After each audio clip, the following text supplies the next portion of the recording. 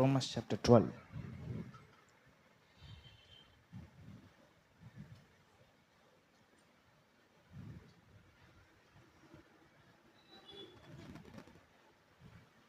ఒకటి రెండు వచనాలు చదవండి. కాబట్టి సహోదరులారా, పరిశుద్ధమును దేవునికి అనుకూలమునైన సజీవ యాగముగా. ఒక్క నిమిషం అందరూ ఓపెన్ చేయలే, ఇంక సెట్ అవ్వలే.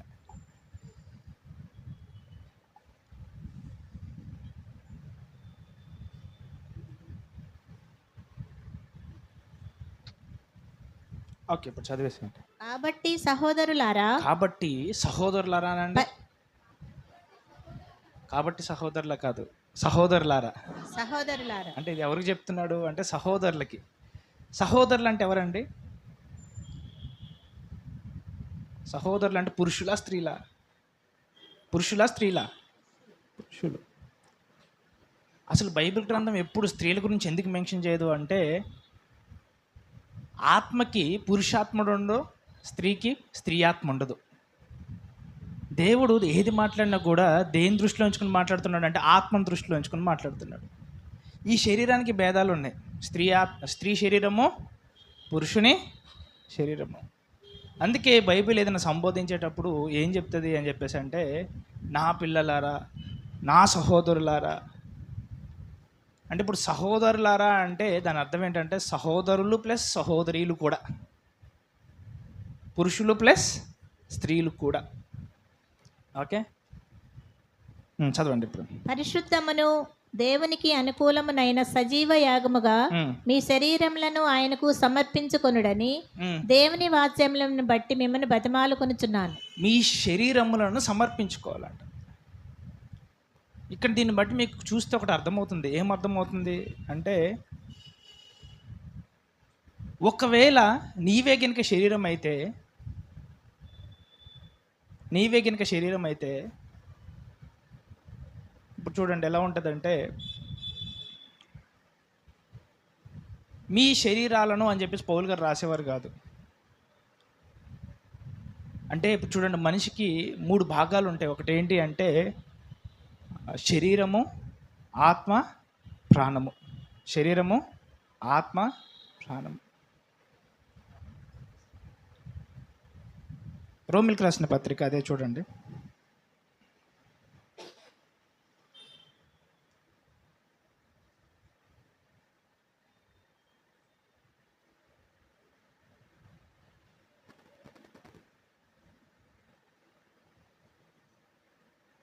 ఎనిమిది 13 చదవండి. 8:13. గ్రేస్ ఎప్పుడొచ్చావు? మీరు శరీరానుసారముగా ప్రవర్తించిన ఎడల చావవలసిన వారై ఉందురు, కానీ ఆత్మచేత శారీరక క్రియలను చంపిన ఎడల జీవించెదరు. మీరు శరీరానుసారంగా ప్రవర్తించిన ఎడల చావవలసిన వారే ఉందరు, కానీ ఆత్మ ద్వారా, ఆత్మచేత శరీర క్రియలను చంపిన ఎడల జీవించెదరు. ఆత్మ ద్వారా శరీర క్రియలను ఏం చేయాలంటే చంపేయాలంట. ఆత్మ ద్వారా శరీర క్రియలను ఏం చేయాలంట? చంపేయాల.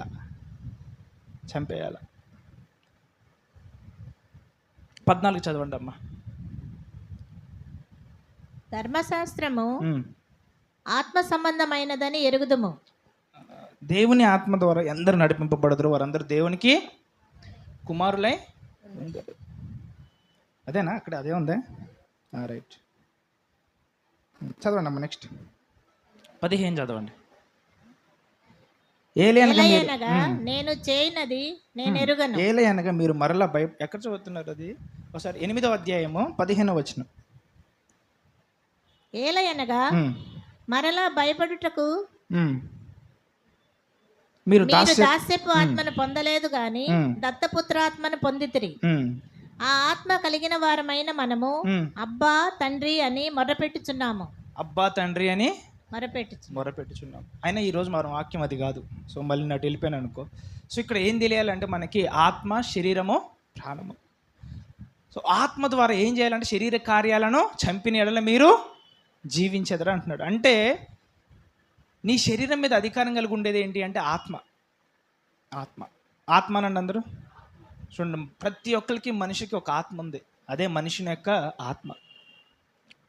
మనుషుని యొక్క ఆత్మ. ఇది ఏం చేయాలంట అంటే శరీర కార్యాలను కొద్ది కంట్రోల్ చేస్తూ ఉండాలంట. మీ జీవితంలో కూడా ఇగో ఈ ఆత్మ కలిగి మీ శరీర కార్యాలన్నీ కంట్రోల్లో ఉంచుకుందరు గాక. సరే ఇక్కడికి వచ్చేసేయండి. ఎక్కడ రోమిలికి రాసిన పత్రిక 12వ అధ్యాయంకి వచ్చేసేయండి.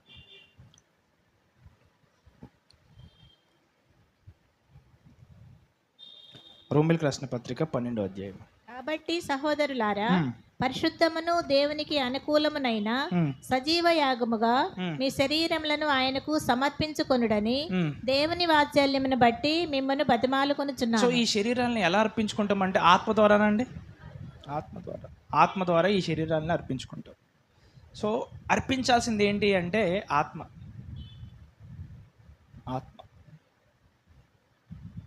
ఇది పెద్ద సబ్జెక్ట్ అండి, ఇది మీకు అర్థం కాదు, కానీ కొద్దిగా టచ్ చేద్దాం అనిపిస్తుంది నాకు. చూడండి, దేవుని యొక్క ఆత్మ వచ్చి ఏం చేస్తుందంట? దేవుని యొక్క ఆత్మ చూపిస్తా చూడండి.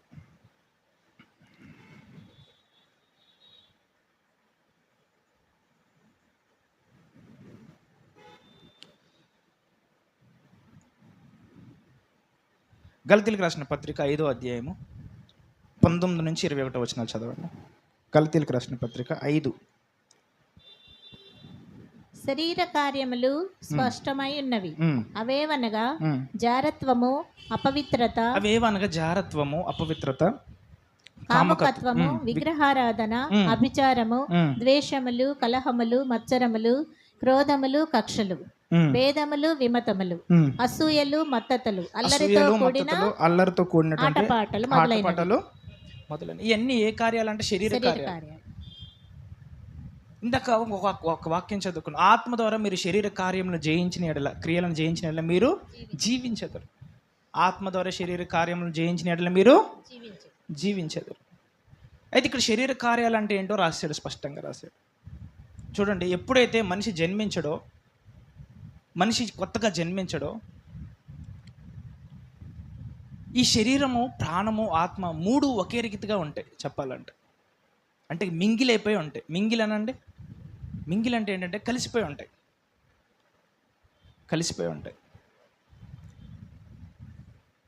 ఫర్ ఎగ్జాంపుల్ చెప్తే,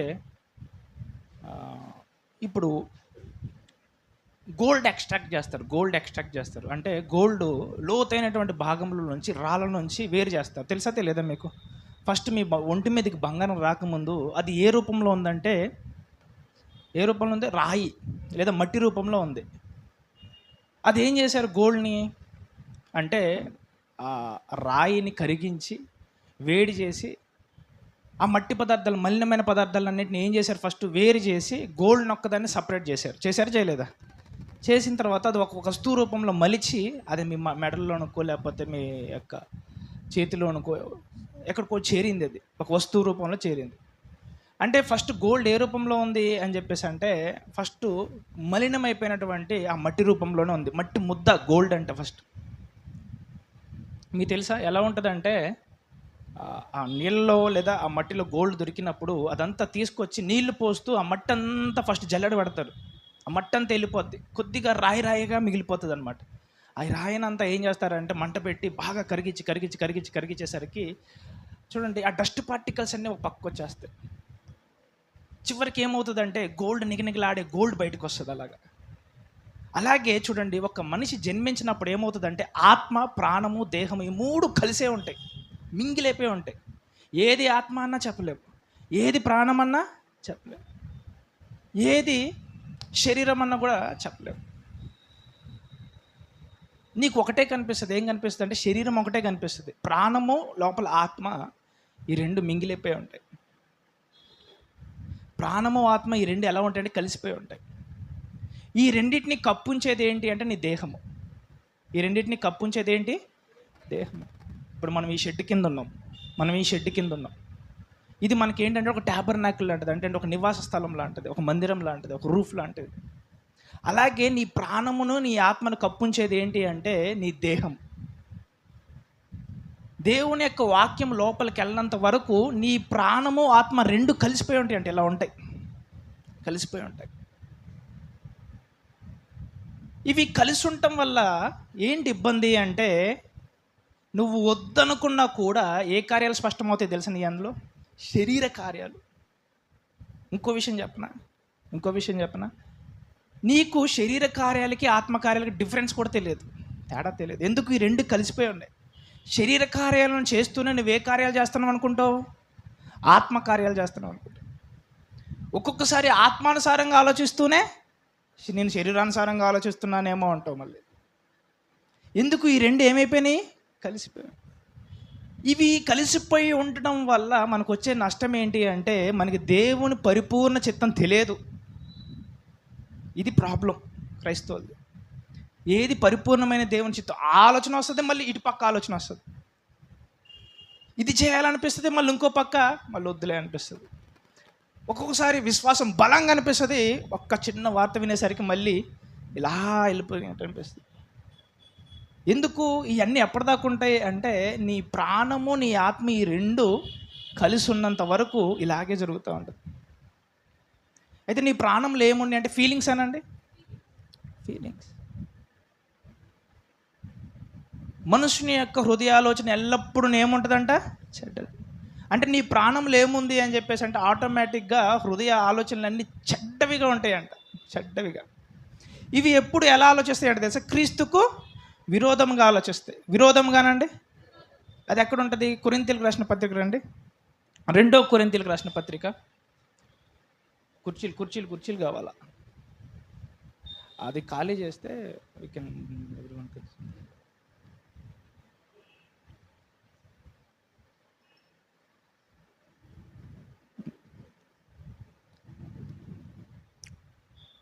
గౌతమ్ నువ్వు కూర్చోమ్మా, నువ్వు వాళ్ళు చూసుకుంటారు, నువ్వు సౌండ్ దగ్గరే ఉండాలి, నువ్వు లేకపోతే దిక్క. నీ డిపార్ట్మెంట్ నీది.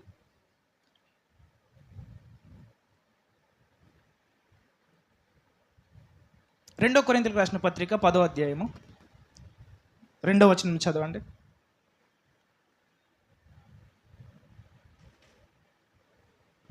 శరీర ప్రకారము నడుచుకొని వారమని మమ్మను గూర్చి కొందరు అనుకొనుచున్నారు కారా?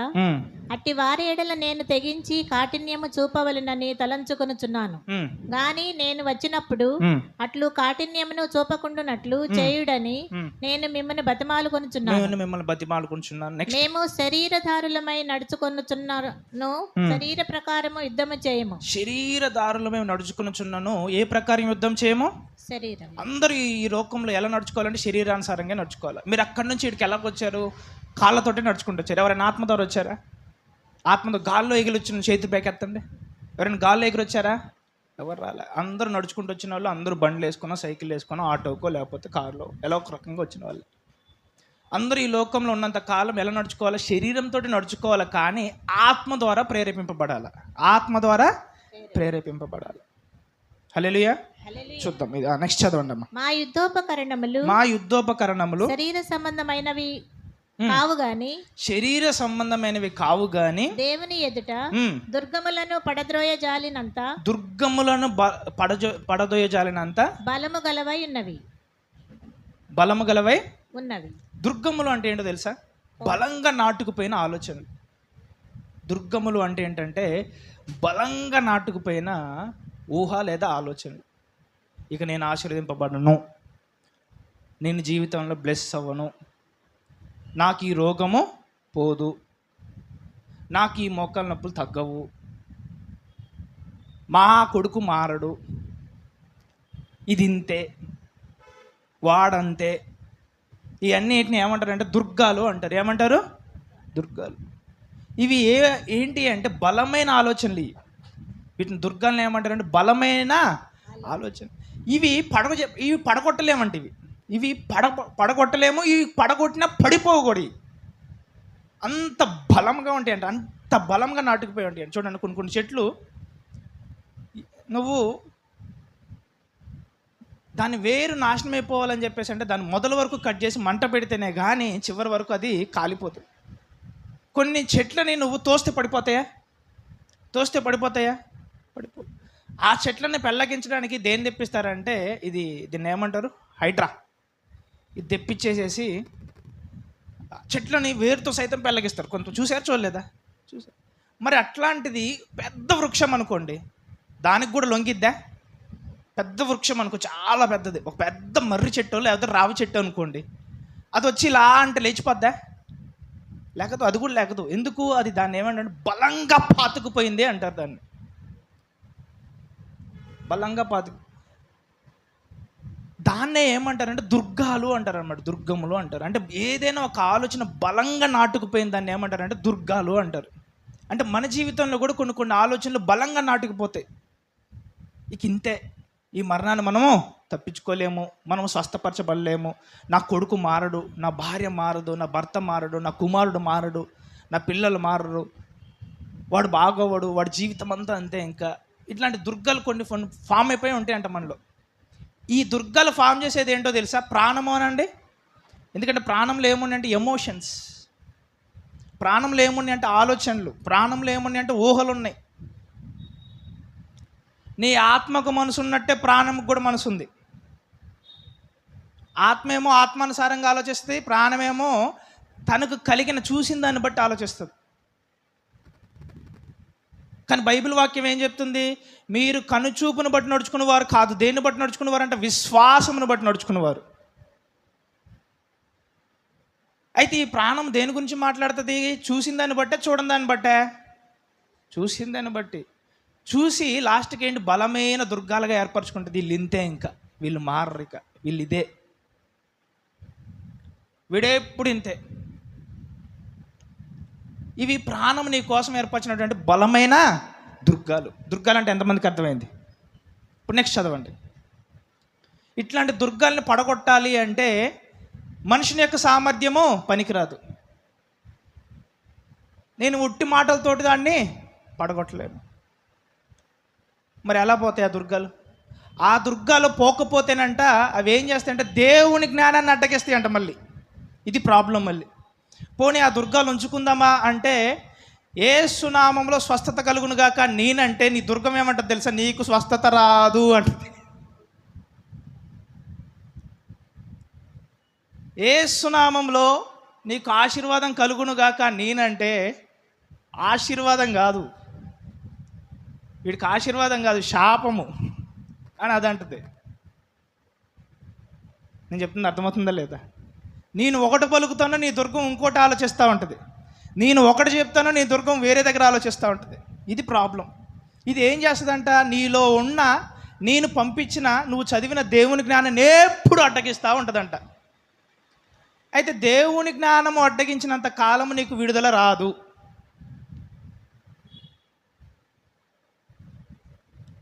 కొంతమంది అంటారు అన్నమాట, అయ్యా ప్రార్థన చేయండి అంటారు. అని మరి నేను ప్రార్థన చేస్తాను, దేవుడు నిన్ను స్వస్థపరుస్తాడు, నన్ను నమ్ముతావా అని చెప్పేసి అంటే, ఎంతోమంది డాక్టర్ల దగ్గరికి మీ ప్రయత్నం మీరు చేయండి అంటారు.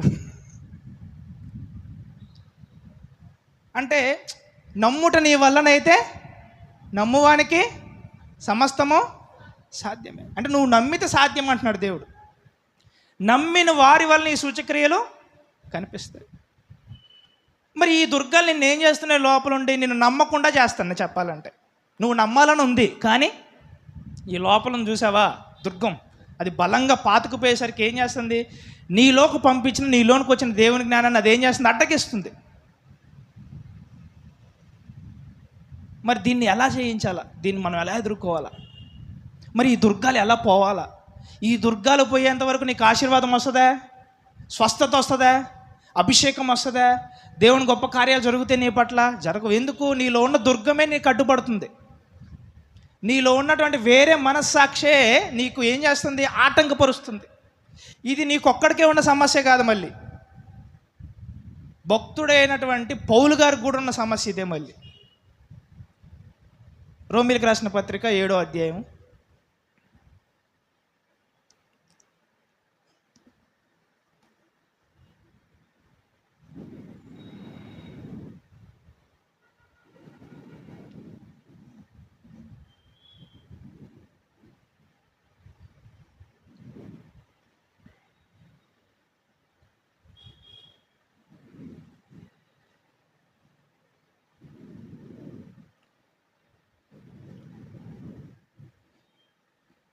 7:14 నుంచి చదవండి. 7:14 నుంచి. ధర్మశాస్త్రము. ఒక్క నిమిషం, అందరూ ఓపెన్ చేశారా? అందరూ ఓపెన్ చేసి చేతులు పైకి ఎత్తండి. అందరూ బైబిల్ తెచ్చుకోండి.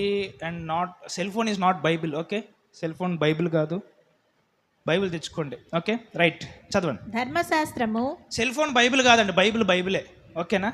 బైబిల్లో దేవుని యొక్క వాక్యం ఒకటే ఉంటుంది. సెల్ ఫోన్లో దేవుని యొక్క వాక్యం ఒకటే ఉంటుందా? మరి నీ బైబిల్ ఏది? నువ్వు చెప్తున్నావు బాగానే,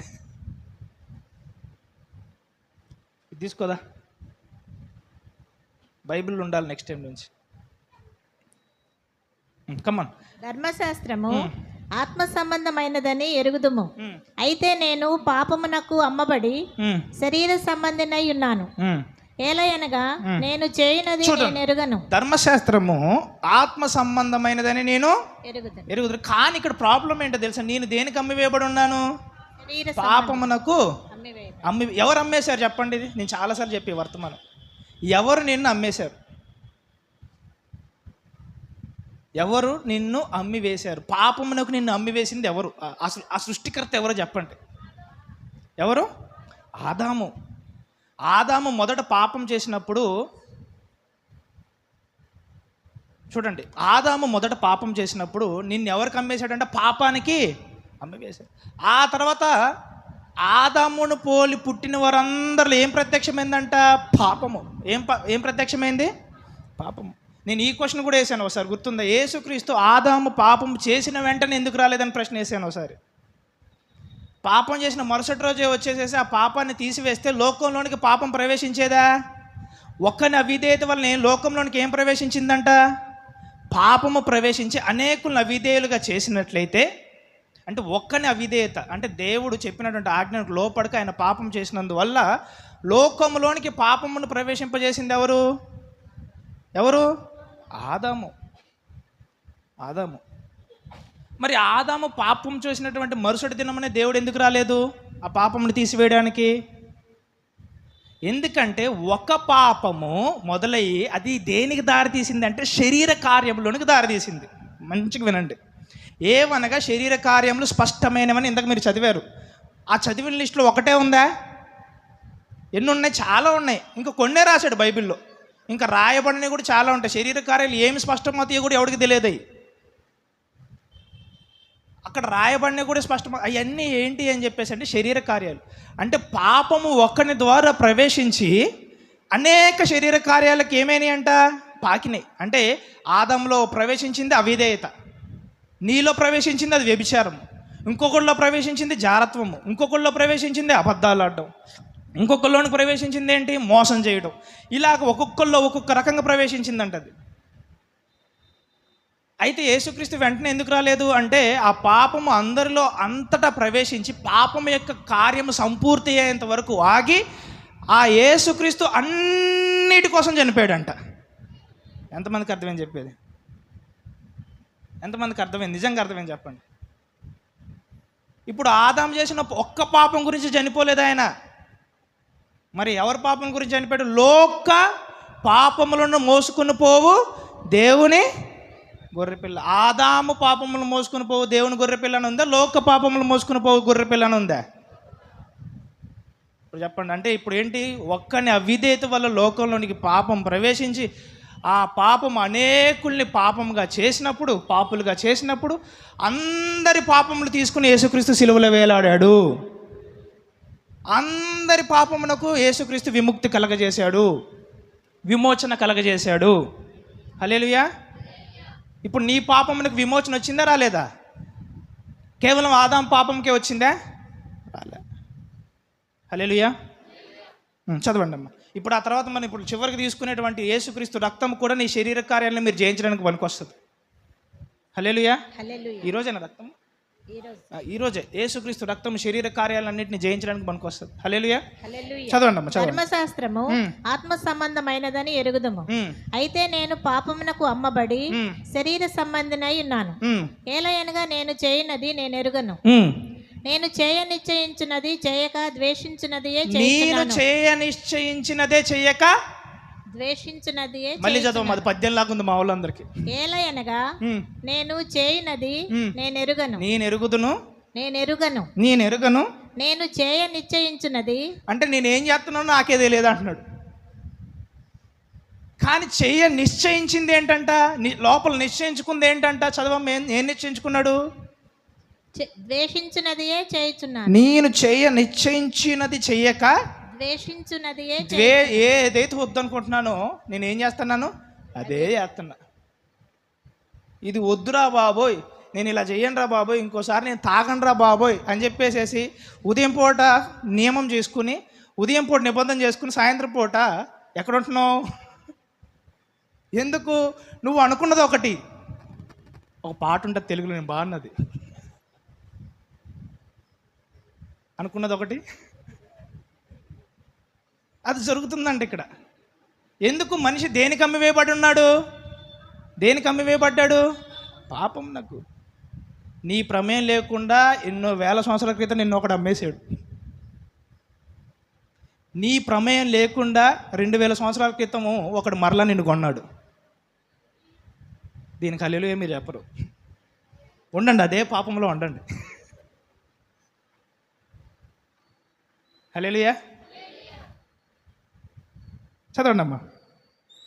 చూడండి, నేను చేయ నిశ్చయించినది చేయక ద్వేషించినదియే చేయుచున్నాను. నెక్స్ట్, ఇచ్చయింపనిది నేను చేసిన ఎడల ధర్మశాస్త్రము శ్రేష్టమైనదైనట్టు. ధర్మశాస్త్రం శ్రేష్టమైందా కాదా? శ్రేష్టమైందా? అన్ని అది ఆజ్ఞలతో కూడింది. అన్ని నువ్వు చెయ్యాలని చెప్తుందా, చెయ్యొద్దని చెప్తుందా? ధర్మశాస్త్రం కూడా చెయ్యొద్దు చెయ్యొద్దు చెయ్యొద్దు అనే చెప్తుంది. ఏం చేయొద్దు అన్న? నరహత్య, వ్యభిచారము, నీ దేవుడైన యెహోవా తప్ప వేరే దేవుడు ఉండకూడదు, అబద్ధ సాక్ష్యము పలకవద్దు. ఇంకేముంటాయి ఆజ్ఞలు? నిన్ను వల్ల నీ పొరుగు వారిని. ఇవన్నీ మంచియా చెడ్డయా? మంచియే. అవన్నీ ఇచ్చినాయి మంచియే. కానీ నా లోపల వేరే నియమం పనిచేస్తుంది. నీకు దేవుని వాక్యం తెలుసా? తెలుసు. మరి దేవుని వాక్యాన్ని జరిగిస్తున్నావా అంటే నా లోపల ఏం పనిచేస్తుంది? వేరే నియమము. వేరే నియమము అనండి. నియమము. చూడండి, ఎప్పుడైతే బైబుల్ నియమము అందనుకో, నియమం అని ఆ పదం రాసుకోండి, అది నియమం అండర్లైన్ చేసుకోండి.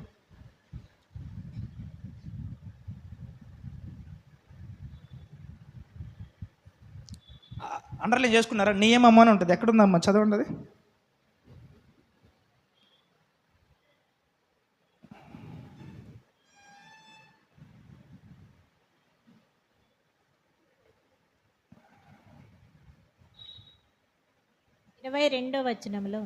ఓకే, నియమము అనే పదం 22వ వచనంలో ఉందంట. అది చూడండి.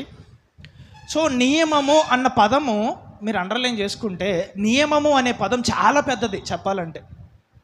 నియమము అనే పదం చాలా పెద్ద. అంటే ఇంకోటి, ఏదైనా ఒక దేవుడు నియమాన్ని చూడండి, నియమం అంటే ఏంటో తెలుసా? దేవుడు ఉదయాన్నే సూర్యుడు రావాలని నియమించాడు.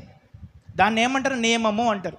అది ఒక సెకండ్ అటు కానీ ఒక సెకండ్ ఇటు కానీ కరెక్ట్గా ఇటు పోవట్లేదు, అటు పోవట్లేదు. ఎప్పుడైనా సూర్యుడు ఈరోజు కొద్దిగా ఆలస్యంగా వచ్చాడు అన్నారా? ఎప్పుడైనా ఋతువులు మారాయా? చంద్రుడు 15 రోజులు ఇది, 15 రోజులు. ఎప్పుడైనా ఈ నియమాలు మారుతున్నాయా? ఎప్పుడైతే దేవుడు సృష్టికి ఆరంభాన్ని ఇచ్చి దానికి కొన్ని నియమాలు పెట్టినప్పుడు అంట, ఈ రోజు వరకు ఏది తన నియమాన్ని దాటి ఉల్లంఘించలేదంట. అంటే నియమము అంటే చాలా పెద్దది. ఎంతమందికి అర్థమైంది నియమము అంటే? ఎప్పుడైనా బైబిల్ ఆ పదం వాడింది అనుకో, నియమము, నీలో వేరే నియమం పనిచేస్తుంది అంటే అది చాలా పెద్దది. అది చాలా పెద్దది పది. అది బలమైన దుర్గం లాంటిది చెప్పాలంటే. నియమాలను పోగొట్టుకోలేము మనం. చూడండి, అందుకే కొన్ని అలవాట్లు వెంటనే పోవు. అలవాట్లు ఏదైనా ఒక అలవాటు కింద మారింది వెంటనే పోతుందా? మా ఫ్రెండ్కి ఒక అలవాటు ఉంది అనమాట. ఏంటంటే చిన్నప్పటి నుంచి వాడు ఇట్లా మెడ టిక్కు టిక్కు ఇట్లా అంటూ ఉండేటోడు. ఇట్లా ఆ మెడ వాడు ఊపకుండా ఉండడానికి వాడికి అవి ప్లేట్లు అంటారు తెలుసా, ఈ ప్లాస్టిక్ ఇవి పెట్టి మెడ కదలకుండా స్టిఫ్ చేశారు. వానికి ఒక 3 నెలలు 4 నెలలు అలా ఉంచారు, ఆగిద్దేమో అని చెప్పేసి. అది చిన్నప్పటి నుంచి అలవాటు అయిపోయింది. చిన్నప్పుడే చేస్తుంటే కొద్దిగా బాగుంటుండేమో. వాడికి ఎప్పుడు చేశారు? కాలేజీలకు వచ్చిన తర్వాత చేశారు.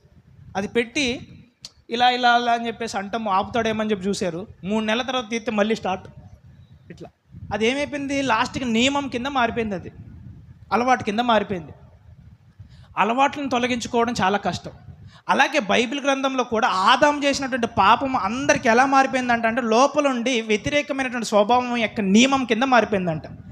లోపలుండి ఎలా మారిపోయింది? వ్యతిరేక స్వభావం యొక్క నియమం కింద మారిపోయింది. నియమము అంటే చాలా పెద్దది. వద్దన్నా అది ఏం చేస్తుంది? అది నియమాన్ని పాటిస్తూనే ఉంటుంది. ధర్మశాస్త్రము శ్రేష్టమైందని నేను ఎరుగుదును, కానీ నేను ఎవరికి అమ్మివేయబడి ఉన్నాను? పాపమునకు అమ్మివేయబడి ఉన్నాను. చదవండి. ఏలయనగా నేను చేయనది నేను ఎరుగను, నేను చేయ నిశ్చయించున్నది చేయక ద్వేషించున్నది చేయుచున్నాను. ఇచ్చయింపబడినది నేను చేసిన ఎడల ధర్మశాస్త్రము శ్రేష్టమైనదైనట్టు ఒప్పుకొనుచున్నాను. ధర్మశాస్త్రము శ్రేష్టమైనదని నేను ఒప్పుకొనుచున్నాను. కావున ఇకను దాని చేయునది నా యందు నివసించు పాపమే గాని. ఇది చూడాలి. ఇప్పుడు అందరూ అంటారు, ఎన్నో వచనం చదివాము ఇప్పుడు నువ్వు? 16వ వచనం. 16వ వచనమా? 17వ వచనం. అందరూ అండర్లైన్ చేసుకోండి, చదవండి. కావున ఇక్కను దాని చేయనది నా యందు నివసించు పాపమే గాని నేను కాదు. ఎవరు కాదంట? వామ్మో, ఇది అర్థం కావట్లేదు. మళ్ళీ చూడండి. నా యందు నివసించు పాపమే గాని నేను కాదు అంటున్నాడు. మళ్ళీ నేనుంది, నా యందు నివసించే పాపం ఉంది. మరి నేను అంటే ఎవరు? ఆత్మనండి. నీ యందు నివసించే పాపము ఎక్కడుంది? ప్రాణంలోనండి. ఇప్పుడు ఇది ప్రాబ్లం. ఇప్పుడు ఎంతమంది క్లారిటీ వచ్చింది? ఎంతమంది క్లారిటీ వస్తుంది? కొద్దిగా. నీ యందు నివసించే పాపం ఎక్కడుంది? నీ ప్రాణంలో ఉంది. నేను అంటే ఎవరు? ఆత్మ.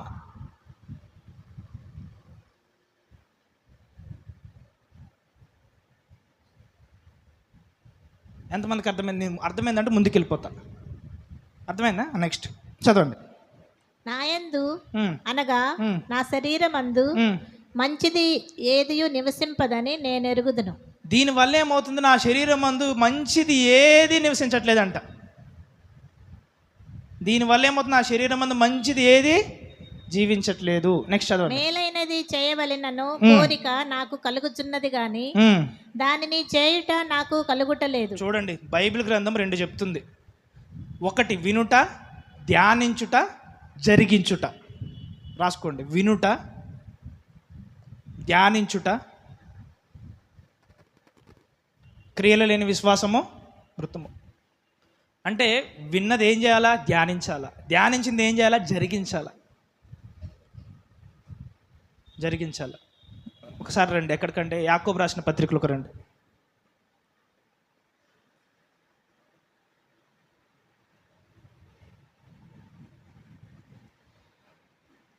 ఒకటో అధ్యాయము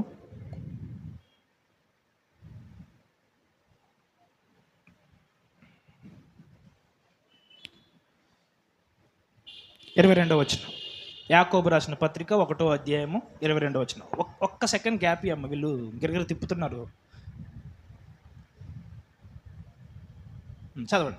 మీరు వినువారు మాత్రమై ఉండి మిమ్మల్ని మీరు మోసపుచ్చుకొనకుండా వాక్య ప్రకారము ప్రవర్తించువారునై ఉండుడి. చూడండి, ఇక్కడ ఏముంది చెప్పండి.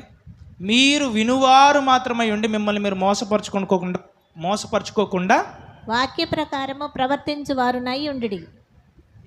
ఏం చేయవారనే ఉండాలంటే ప్రవర్తించువారనే ఉండాలా. అంటే ఫస్ట్ నువ్వేం చేయాలా? వినాలా. రెండోది ఏం చేయాలా? ధ్యానించాలా. మూడోది ఏం చేయాలా? జరిగించాలి. ప్రవర్తించాలా. లేకపోతే ఏం చేయాలా? ప్రవర్తించాలి. ఎంతమందికి అర్థమైంది ప్రాసెస్? విశ్వాసం అంటే ఏంటి? క్రియలు లేని విశ్వాసము మొత్తం. నువ్వు కేవలం విని ఇక్కడ నుంచి వెళ్ళిపోయాను కదా, నీకు ఆశీర్వాదమా? కాదు. నేను అంటాను, ఉదయం పూట సాయంత్రం పూట ఖచ్చితంగా ప్రార్థించండి అన్నాను అనుకోండి. మీరు విన్నారు కానీ ప్రార్థించలేదు. అదేమవుతుంది? మీకు పనికి వస్తుందా? పనికిరాదా? విని వెళ్ళిపోయారు కానీ మీరు ప్రార్థన చేయాలి. పనికి వస్తుందా? పనికిరాదు. ఎందుకు పనికిరాదు అని చెప్పేసి అంటే, వినింది ఏం చేయాలా? ధ్యానించాలి. ధ్యానించింది ఏం చేయాలా? జరిగించాలి. జరిగించినప్పుడు ఏమవుతుంది? విశ్వాసము ప్రతిఫలం ఇస్తుందంట. హల్లెలూయా. అంటే ఇప్పుడు మీరు కేవలము వాక్యం వినువారు మాత్రమే ఉండి దాని ప్రకారం జరిగించకపోతే, దాని ప్రకారం చెయ్యకపోతే ఏమవుతుందంట? మిమ్మల్ని మీరే ఏం చేసుకున్నట్టంట? మోసం చేసుకున్నట్టంట. నేను మిమ్మల్ని మోసం చేయట్లేదు. ఇక్కడే నిలబడి అడుగుతున్నాను, మిమ్మల్ని నేను మోసం చేశానా? చేయలేదు. ఎందుకు? మిమ్మల్ని ఎవడు మోసం చేయడు. ఎవరు చేయాలంటే మోసం చేస్తే నిన్ను నువ్వే చేసుకోవాలి మోసం. ఎలా చేసుకోవాలో? వాక్యమును ప్రవర్తించక, వాక్యమును జరిగించక మోసం చేసుకోవాలి.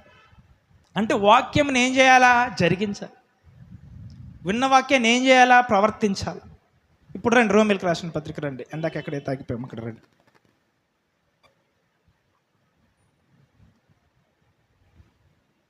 18వ వచనం, 7:18.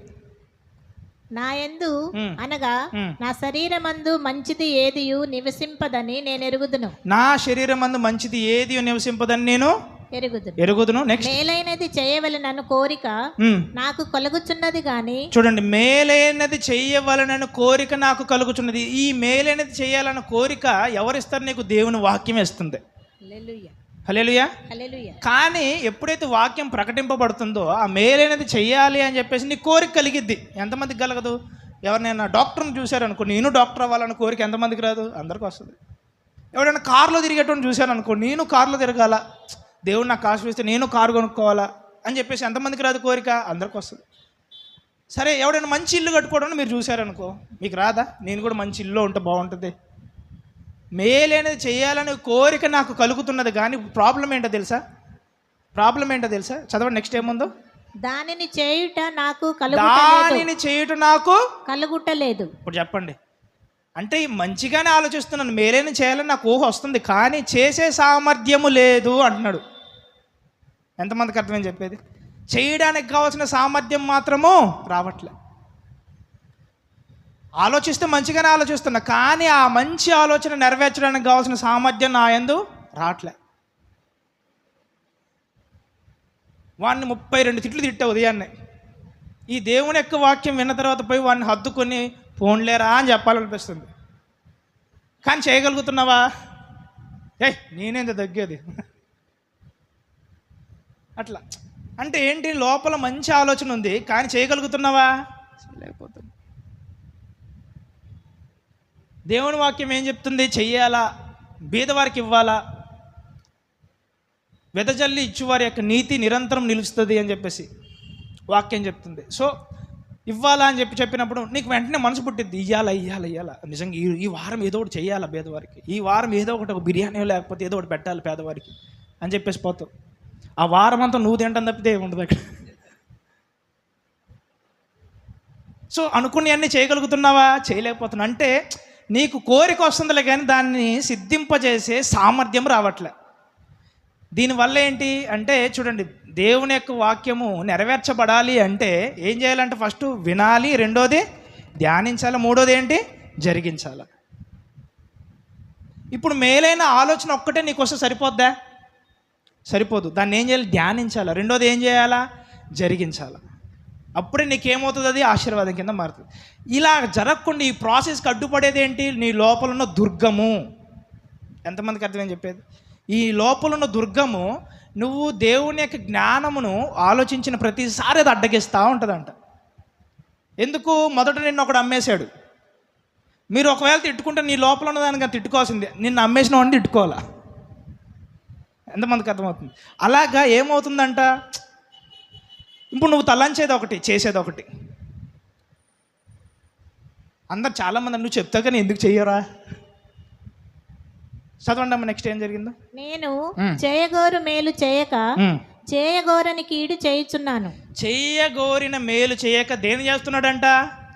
చెయ్యగోరని కీడే చేయుచున్నాడు. నెక్స్ట్, నేను కోరని దానిని చేసిన ఎడల, నేను కోరని దానిని నేను చేసిన ఎడల దానిని చేయునది నా యందు నివసించు.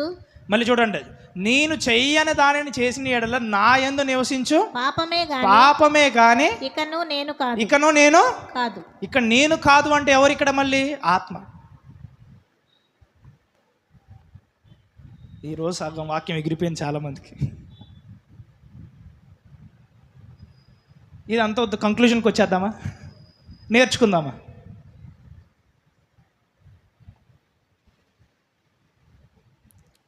ఇప్పుడు రండమ్మా, అదే 2 కొరింథీయులకు రాసిన పత్రిక.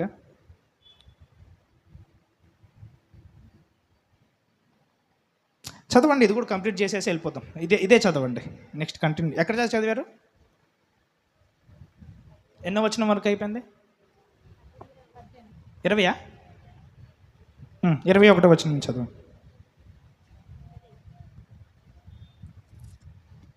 21 వచనం, 7:21 వచనం. రోమిలకు రాసిన పత్రిక 7:21.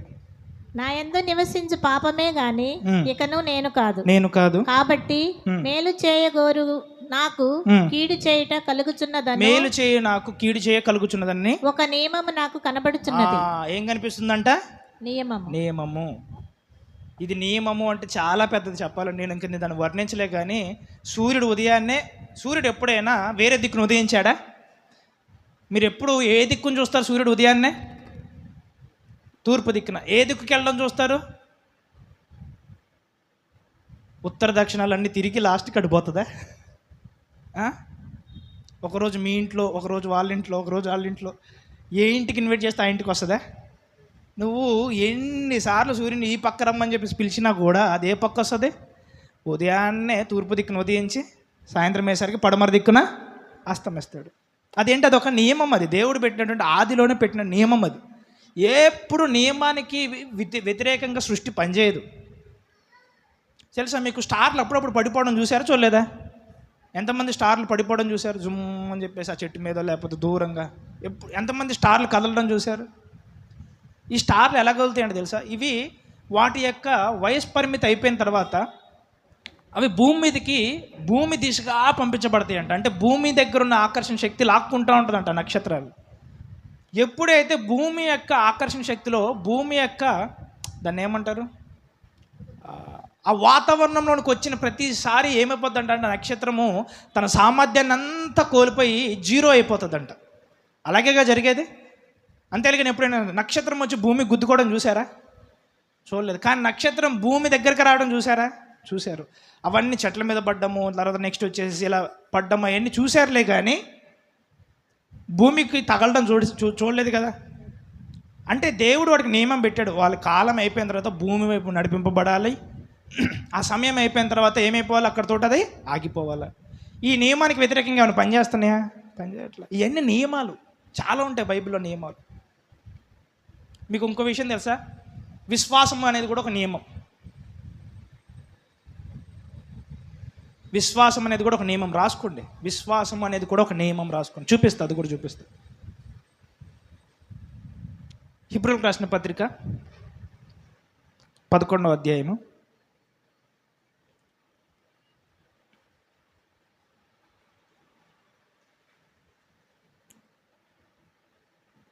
6వ వచనం 7వ వచనం. విశ్వాసము లేకుండా దేవునికి ఇష్టుడై ఉండుట అసాధ్యము. దేవుని యొద్దకు వచ్చువాడు ఆయన ఉన్నాడనియు తన్ను వెదకు వారికి ఫలము దయచేయువాడనియు నమ్మవలెను కదా. ఇది విశ్వాసం. అంటే దేవుడి యొద్దకు వచ్చేవారు ఆయన ఉన్నాడనియో తన్ను వెతుకు వారికి ఏం దయచేస్తాడంట? ఫలము. అందరూ ఫలము అనండి. ఫలము. మళ్ళీ అనండి. ఫలము. మళ్ళీ అనండి. ఫలము. గట్టిగానండి. అంటే తన్ను వెతుకు వారికి దేవుడు ఏం దయచేస్తాడంట? ఫలము. ఇది విశ్వాసం. ఇది అంటే దేవుని వెతుకువానికి ఏమొస్తుంది? చివరికి ఫలము. రోమీయులకు రాసిన పత్రిక 3వ అధ్యాయము. రోమీయులకు రాసిన పత్రిక 3వ అధ్యాయము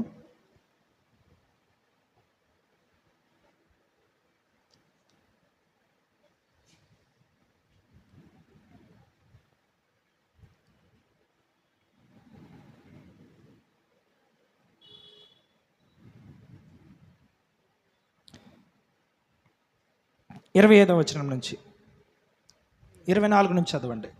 రోమీయులకు రాసిన పత్రిక 3వ అధ్యాయము 24వ వచనం నుంచి. కాబట్టి నమ్మువారు ఆయన కృపచేతనే క్రీస్తు యేసు నందలి విమోచనము ద్వారా ఉచితముగా నీతిమంతులని తీర్చబడుచున్నారు. ఉచితముగా నీతిమంతులని తీర్చబడుచున్నారు. నీతి గురించి వాక్యం నేర్చుకున్నామా? నేర్చుకోలేదా? నేర్చుకున్నాం. నెక్స్ట్ చదవండి. పూర్వము చేయబడిన పాపములను దేవుడు తన ఓరిమి వలన ఉపేక్షించినందున ఆయన తన నీతిని కనుపరచవలెనని క్రీస్తు యేసు రక్తమునందలి విశ్వాసము ద్వారా ఆయనను కరుణాధారముగా బయలుపరచెను. చూడండి, క్రీస్తు యేసు రక్తమునందలి, మళ్ళీ అక్కడ ఏం ద్వారానే ఉంది? కరుణాధారం. లే పాయింట్. విశ్వాసము ద్వారానే ఉందా? విశ్వాసము ద్వారా. అది అండర్లైన్ చేసుకోండి. విశ్వాసము ద్వారా అంటే ఇప్పుడు నమ్మువాడు ఎలా రక్షింపబడుతున్నాడంటే విశ్వాసం ద్వారానే. అవునా కదా? ఇప్పుడు యేసుక్రీస్తుని నమ్ముట వల్ల మనకి ఏమొస్తుంది? రక్షణ. విశ్వాసం కూడా రక్షణ ద్వారా. చాలామంది అంటారు ఏసు రక్తం ఏంది బ్రదర్, ఇది అంతా ఏం కాన్సెప్ట్, ఆయన రక్తం చిందిస్తే మన పాపాలు పోతాయి అంటే ఏంటి ఇది ఇది ఇది అని చెప్పి చెప్తా ఉంటారు అన్నమాట. అదంతా ఒక విశ్వాసం, అది విశ్వాసం అనండి, విశ్వాసం అదంతా. చదవండి. క్రీస్తు యేసు రక్తమునందలి విశ్వాసము ద్వారా ఆయనను కరుణాధారముగా బయలుపరచెను. దేవుడిప్పటి కాలమందు తన నీతిని కనపరచు నిమిత్తము తాను నీతిమంతుడును యేసునందు విశ్వాసము గల వానిని నీతిమంతునిగా తీర్చువాడునై ఉండుటకు, యేసునందు విశ్వాసం గలవారిని నీతిమంతులుగా తీర్చువాడునై ఉండుటకు ఆయన అలాగు చేసెను. ఆయన అలాగూ చేసెను. కాబట్టి అతిశయ కారణం ఎక్కడ? అతిశయ కారణము అంటే ఇప్పుడు ఈ నీతి దేని వల్ల కలిగింది? నీ కార్యములను బట్టే, నీ శరీర కార్యములను బట్టి కలిగిందా? ఎవరు రక్తం చిందిస్తే కలిగిందంట? యేసుక్రీస్తు. అంటే ఆ యేసుక్రీస్తు నీతి నీ యందు బయలుపరచబడాలని నీ కోసము శిలువలో రక్తం గార్చింది ఎవరంట? యేసయ్య. దాన్ని నమ్ముట వలన మనం రక్షింపబడి ఆయన నీతి మన నీతి అవుతుందంట. హల్లెలూయా. సో నెక్స్ట్ చదవండి. ఇప్పుడు అది కొట్టివేయబడెను.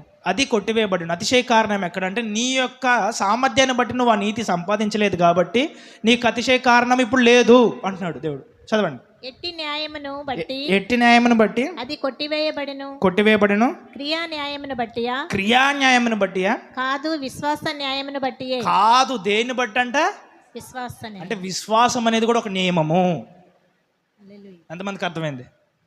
ఏ న్యాయమును బట్టి అంటే విశ్వాస న్యాయమును బట్టి. అంటే ఎప్పుడైనా దేవుడు నియమాలు న్యాయాలు ఏర్పరిచాడు అనుకోండి, దానికి వ్యతిరేకంగా ఆయన ఏమీ చేయడు. విశ్వాస న్యాయము రాసుకోండి, విశ్వాస నియమము అని రాసుకోండి. న్యాయం అన్న నియమం అన్న రెండు ఒకటి.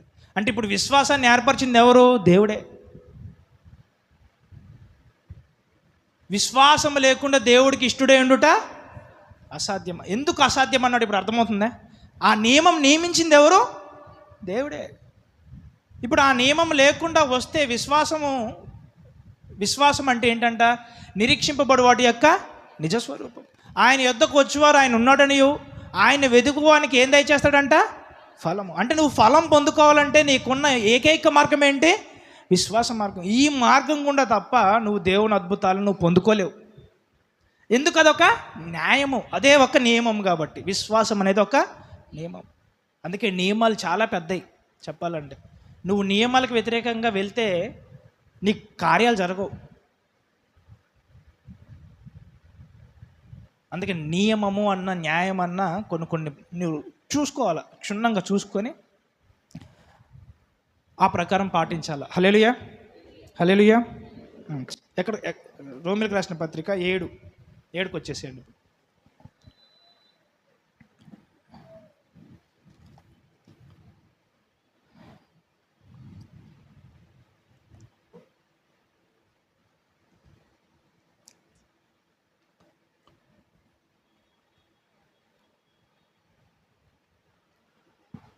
ఇరవై 22వ వచనం నుంచి. నా అవయవములలో ఉన్నట్టు నాకు కనబడుచున్నది, అది నా మనస్సునందున్న ధర్మశాస్త్రముతో పోరాడుచు నా మనస్సునందున్న ధర్మశాస్త్రముతో పోరాడుచు నా అవయవములలోనున్న పాప నియమమునకు నన్ను చెరపట్టి లోబరుచుకొనుచున్నది. ఇది పెద్ద పాయింట్. మళ్ళీ ఇది ఏం చేస్తుందంటే చెరపడుతుందంట నిన్ను. చెర అంటే ఏంటి అంటే నీకు ఇష్టం లేకపోయినా నీ యందు కానిదానే చేస్తుందంట. నీ లోపల ఉండేది ఎంతమందికి అర్థమని చెప్పింది? ఇది నీ లోపల ఉండే ఆ నియమము ఏం చేస్తుందంటే నిన్ను చెరపడుతుందంట. నీకు ఇష్టం లేకపోయినా చెరపడటం. ఇది ఇంచుమించు చాలా పెద్ద పదాలు ఇవి చెప్పాలంటే. కొంతమంది కొన్ని చేయటం ఇష్టమండవు, అయినా బలవంతంగా కొట్టి చేపిస్తున్నామంటే దాన్ని ఏమంటారు? చెర అంటారు దాన్ని.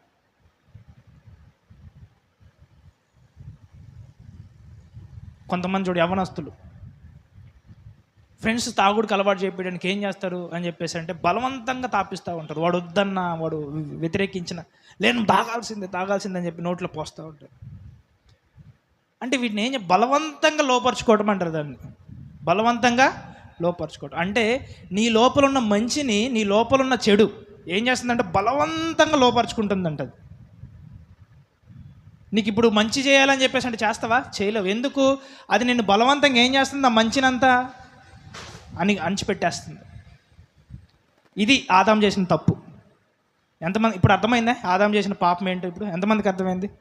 అందరూ పాపం పాపం పాపం పాపం అంటారు. పాపం వల్ల వచ్చే జీతము మీ ఇష్టమైన పదం చెప్పాలా? ఇప్పుడు చెప్పండి, పాపం వల్ల వచ్చే జీతము మరణము. ఆజ్ఞ అతిక్రమమే, మీకు అందరికి తెలిసిందే చెప్పాలి, ఆజ్ఞ అతిక్రమమే పాపం. ఆదం వల్ల ఏమైంది, ఆదం వల్ల ఏమైంది, ఆదం వల్ల ఏమైంది అంటే ఇది జరిగింది. ప్రాబ్లం ఏంటంటే నీ అంతరంగం అంతా పాడైపోయింది.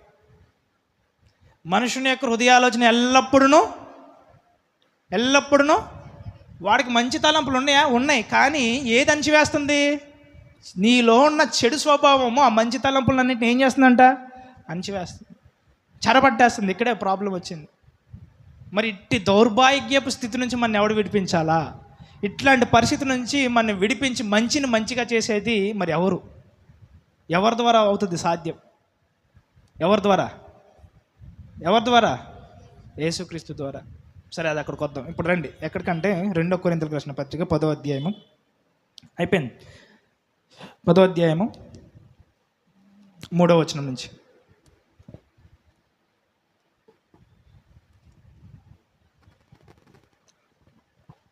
మేము శరీరధారులమై నడుచుకొనుచున్నను, శరీర ప్రకారము యుద్ధము చేయము. మా యుద్ధోపకరణములు శరీర సంబంధమైనవి కావు గాని దేవుని ఎదుట దుర్గములను పడద్రోయ జాలినంత బలము కలవై ఉన్నవి. మేము వితర్కములను దేవుని గూర్చిన జ్ఞానమును అడ్డగించు ప్రతి ఆటంకమును చూడాలి. ప్రతి పాయింట్ క్షుణ్ణంగా చూద్దాం. ఇక్కడ ఎన్నో వచనం చదివింది? 5వ? 3వ వచనం. ఇదంతా కలుపు ఉంది కదా తెలుగు బైబిల్లో. మేము వితర్కములను, అక్కడి నుంచి చూడండి 5వ వచనమా. ఇక్కడ చూడండి ఏంటంటే వితర్కములు అంటే ఏంటంటే ఊహలు. ఊహ అనండి, ఊహ తెలుసా? చూడండి, దేవుడు అబ్రహాంకి ఫస్ట్ ఆకాశ నక్షత్రాలను చూపించి నీ సంతానం ఇలాగ ఉంటుంది అంటే అబ్రహాం ఏం చేసి ఉండొచ్చు? ఊహించుకుని ఉండొచ్చు. నీ సంతానము ఇసుక రేణువులు చూపించి నీ సంతానం ఇలాగ ఉంటుంది అంటే అబ్రహాం ఏం చేసి ఉండొచ్చు? ఊహించుకోవచ్చు.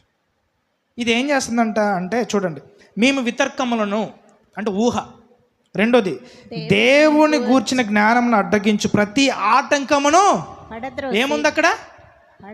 అంటే చూడండి, దేవుని యొక్క వాక్యం ఏం చేస్తుందంట అంటే నీ లోపల ఉన్న బలమైన దుర్గాలను పడగొడుతుందంట. ఇప్పుడు ఎంతమందికి అర్థమైంది? అంటే ఈ వాక్యం వినుచుండగా మీలో బలంగా నాటుకుపోయిన దుర్గాలన్నీ కూలిపోతాయంట. దీనివల్ల ఏం జరుగుతుందంట అంటే నువ్వు మంచిని మంచిగా చేస్తావు, చెడుని చెడుగా చూస్తావు. హల్లెలూయా. మొదటి ఆదాము చేసిన తప్పు ఏంటి అంటే ఆయన పండు తిన్నాడు. పండు తిన్నప్పుడు దేవుడు ఏమంటాడంటే అది ఏ జ్ఞానం అంటాడు? మంచి చెడుల జ్ఞానము అంటాడు అన్నమాట. అంటే ఈ వ్యక్తిలోనికి ఏమొచ్చేసిందో తెలుసా? మంచి వచ్చేసింది, చెడు వచ్చేసింది. ఇది ప్రాబ్లం. మరి దీన్ని దేవుడు ఎలా తీసేయాలి చెప్పండి? ఇప్పుడు నీలోనికి మంచి వచ్చింది, మంచి ఉంది, అందుకే ఇక్కడ ప్రాబ్లం. మీకు ఇందాక మంచి చూపించాను, చెడు చూపించాను. లోపల మంచి ఆలోచిస్తున్నాడు, కానీ ఏం చేస్తున్నాడంట?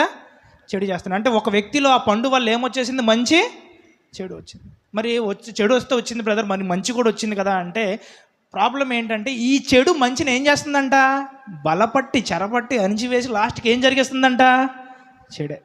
అందుకే మనుషుని యొక్క హృదయ ఆలోచన ఎల్లప్పుడూ చెడ్డది. భూమి అందంతటా వాళ్ళు ఏం చేశారంటే దుష్కార్యములు చేసినప్పుడు దేవుడు ఆ నదిని, ఆ యొక్క ప్రళయాన్ని తీసుకొచ్చి వర్షాన్ని 40 రోజులు కుమ్మరించి లాస్ట్కి ఏం చేశాడు? భూమిని అంతా నాశనం చేశాడా? చేయలేదా? ఎందుకు? భూమి అందంతటా దేంతో నిండిపోయిందంటే చెడుతనంతో నింపారా, మంచితనంతో నింపారా?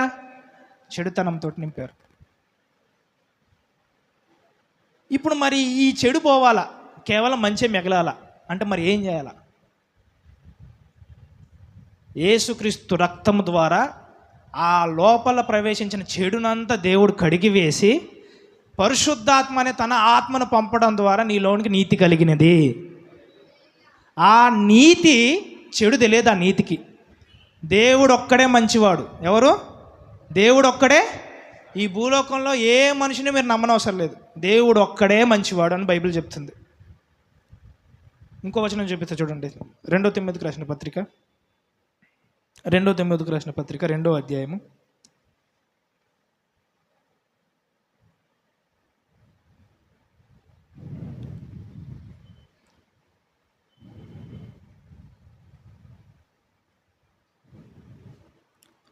10వ వచనం నుంచి. 2 తిమోతికి రాసిన పత్రిక 2వ అధ్యాయము 10వ వచనం నుంచి. పెన్నులు బుక్లు పట్టుకొచ్చుకుంటే బాగుంటుంది నెక్స్ట్ టైం చదువు వరకు. అందుచేత ఏర్పరచబడిన వారు నిత్యమైన మహిమతో కూడా క్రీస్తు యేసునందలి రక్షణ పొందవలెనని నేను వారి కొరకు సమస్తము ఓర్చుకొనుచున్నాను. వారి కొరకు సమస్తమును ఓర్చుకొనుచున్నాను. ఈ మాట నమ్మదగినది. ఏదనగా మనం ఆయనతో కూడా చనిపోయిన వారమైతే ఆయనతో కూడా బ్రతుకుదుము. ఆయనతో పాటు మనం చనిపోయిన వారమైతే ఆయనతో కూడా మనము బ్రతుకుదుము. సహించిన వారమైతే ఆయనతో కూడా ఏలుదుము. సహించిన వారు చూడండి, ఈ లోకంలో కొన్ని శ్రమలు వస్తాయి, కొన్ని ఇబ్బందులు వస్తాయి, వేదనలు వస్తాయి. కాకపోతే ఇవన్నీ సహిస్తేనంట 1000 ఏళ్ల పాలనలో ఆయనతో పాటు మనం కూడా వెళ్తామంట. హల్లెలూయా. చూడండి, శరీర సంబంధమైన జీవితానికి అంటే శరీర సంబంధికి కేవలం ఈ లోకం ఒకటే పరిమితం. నాకు చాలా వాక్యాలు గుర్తొస్తున్నాయి. మళ్ళీ 1 తిమోతికి రాసిన పత్రిక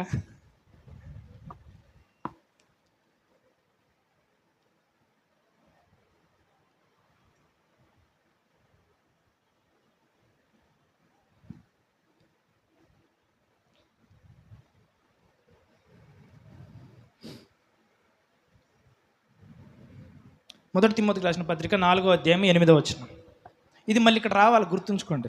శరీర సంబంధమైన సాధకము కొంచెము మట్టుకే ప్రయోజనకరమవును. శరీర సంబంధమైన సాధకము కొంచెము మట్టుకేనండి, కొంచెము మట్టుకే ప్రయోజనకరమవును గాని దైవభక్తి ఇప్పటి జీవము విషయములో దైవభక్తి అనండి. ఇప్పుడు మీరు ఇక్కడ అందరూ కూర్చుని చేసేది ఏ భక్తి? శరీర సంబంధమైన సాధకమా దైవభక్తా? దైవభక్తి. మీరంతా మందిరానికి వచ్చారంటే ఏ భక్తి ఉంది మీకు? దైవభక్తి. మీరంతా ప్రతిరోజు ప్రార్థిస్తున్నారంటే మీకు ఏ భక్తి ఉంది? దైవభక్తి. ఈ దైవభక్తి ఏం చేస్తుందని చదవండి అమ్మా. దైవభక్తి ఇప్పటి జీవము విషయంలోను, ఇప్పటి జీవము విషయంలో, ఇప్పటి అండర్లైన్ చేసుకోండి, ఇప్పటి జీవం విషయంలో. అంటే ఎప్పుడు మనకు వస్తుందంట దైవభక్తి? ఇప్పుడు అనండి. ఇప్పుడు అంటే ఈ రోజుల్లో జీవించడానికి కూడా ఏం మనకు వస్తుందంట? దైవభక్తి మనకు వస్తుంది. నెక్స్ట్ రాబోవు జీవము విషయం. మళ్ళీ ఏ జీవం విషయంలో అంట? రాబోవు జీవము విషయం. ఎంతమందికి అర్థమైంది? అంటే ఈ రెండిటి పట్ల దేంతో ఉందంటే వాగ్దానాలు ఉన్నాయండి. చదవండి. వాగ్దానముతో కూడినదైనందున, వాగ్దానముతో కూడినదైనందున అది అన్ని విషయములలో, అది అన్ని విషయంలో ప్రయోజనకరమవు, అది అన్ని విషయంలో ప్రయోజనకరం అవుతుందంట. హల్లెలూయా. ఇట్లాంటి దైవభక్తి మీరు ప్రతిరోజు కొనసాగించుదురుగాక. ఆమేన్. ఎంతమంది చేయాలి చెప్పండి దైవభక్తి? ఇది ఏం చేస్తుందంటే ఇప్పుడు జీవం విషయంలో వాగ్దానాలు ఉన్నాయంట, రాబో జీవం విషయంలో అనగా ఏంటి? 1000 ఏళ్ల పాలన, ఆ తర్వాత యుగములు దేవునితో పాటు ఉండే దాన్ని నిత్యత్వానికి కూడా ఏమున్నాయి అంటే దీనికి వాగ్దానాలు ఉన్నాయి. కాబట్టి అన్ని విషయంలో ప్రయోజనకరమైనది ఏంటంటే శరీర సంబంధమైన సాధకం కాదు, దైవభక్తి. ఏంటి? దైవభక్తి అంటే చూడండి, అన్ని జనులకి ప్రస్తుతానికి ఏంటి, ఏం పరిమితం అంటే ఈ లోకమే శాశ్వతం అనుకుంటారు వాళ్ళు. అందుకే ఉన్నంత కాలం కానా పీనా సోనా అంటారు వాళ్ళు. తినాలా, తాగాల, చూసుకోవాలి. నాకు యవన ప్రాయంలో అంటే నేను ఇప్పుడు ముసలోడిని ఏం అవ్వలేదు, చదువుకున్న రోజుల్లో ఏం చెప్పారంటే ఇప్పుడు కాకపోతే ఎప్పుడు రా. తెలుసా ఈ డైలాగు? ఇప్పుడు కాకపోతే ఎప్పుడు రా. ఇప్పుడు ప్రతిదానికి సినిమాకి రా అంటే రావు, ఇప్పుడు చూడకపోతే ఎప్పుడు చూస్తారా నువ్వు? ఇంక ఏ డైలాగులు ఇని ఇని ఇని అరిగిపోయిన క్యాసెట్లాగా అయిపోయినాయి. అటన్నిటిని చేయించుకుంటూ వచ్చి లాస్ట్ గేట్ నిలబడ్డ అయిపోయింది. సో చాలామందికి ఏంటి, ఈ డైలాగులు వినేసరికి ఏమనిపిస్తుంది, అవన్నీ ఏంటంటే ప్రస్తుతం ఇప్పుడు కాకపోతే ఎప్పుడు రా, ఏందిరా, ఇంకెప్పుడు చేస్తావరా, ఇప్పుడే ప్రేమించాలరా మనం, ఇప్పుడే ప్రేమించాలా, తర్వాత ముడతలు వచ్చినప్పుడు ప్రేమిస్తావరా, ఇట్లాంటి డైలాగులు వినే నువ్వేం చేస్తావు, టెంప్ట్ అయిపోతావు. అయిపోయింది. లాస్ట్కి ఏమైపోతుంది ఇంక తెలిసిన స్టోరీలు అవన్నీ మీకు. సో చూడండి, అన్యజనుని యొక్క జీవితం ఎప్పటి వరకు పరిమితం? ఈ లోకమే శాశ్వతం అనుకుంటాడు. మా మనిషి ఈ భూమిని విడిచిపెట్టి వెళ్ళిపోతాడు, అయిపోతుంది, ఇంకంతే, ఇదే శాశ్వతం, ఇక్కడితోటి అయిపోతుంది అనుకుంటాడు. కానీ క్రైస్తవుడికి అది కాదంట. అది దైవభక్తి ఈ జీవం విషయంలోనూ రాబో యుగ సంబంధమైన జీవం విషయంలో వాగ్దానంతో కూడినదైనందున అది మరీ ఎక్కువ శ్రేష్టంగా నీ జీవితం పట్ల పనిచేస్తుందంట. హల్లెలూయా. అందుకే మనం ఏం చేయాలి? దైవభక్తి చేయాలి. దీన్ని చేయడంలో కాంప్రమైజ్ అవ్వద్దు. అప్పుడప్పుడు మనకు ప్రార్థన చేయబుద్ది కాదు, అప్పుడప్పుడు మనకు వాక్యం చదవబుద్ది కాదు, మందిరానికి వెళ్ళబుద్ది కాదు. అయినా బలవంతంగా వచ్చి దైవభక్తి చేసినట్లయితే నీవు దేవునితో పాటు 1000 ఏళ్ల పాలనలో కూడా ఉంటావంట. హల్లెలూయా. నీ వారిని నువ్వు చూసుకోవచ్చు 1000 ఏళ్ల పాలనలో.